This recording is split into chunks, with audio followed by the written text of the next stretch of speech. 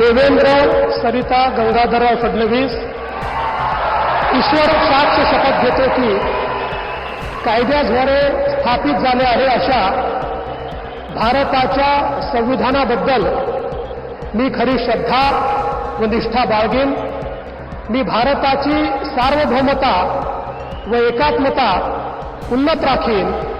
मी महाराष्ट्र राज्याचा मुख्यमंत्री म्हणून माझी कामे निष्ठापूर्वक व सत्सद विवेक बुद्धीने पार पाडेन आणि संविधान व कायदा यानुसार सर्व तऱ्हेच्या लोकांना मी निर्भयपणे व निपक्षपातीपणे तसेच कोणाच्याही विषयी ममत्व भाव किंवा आकस न बाळगता न्याय वागणूक देईन।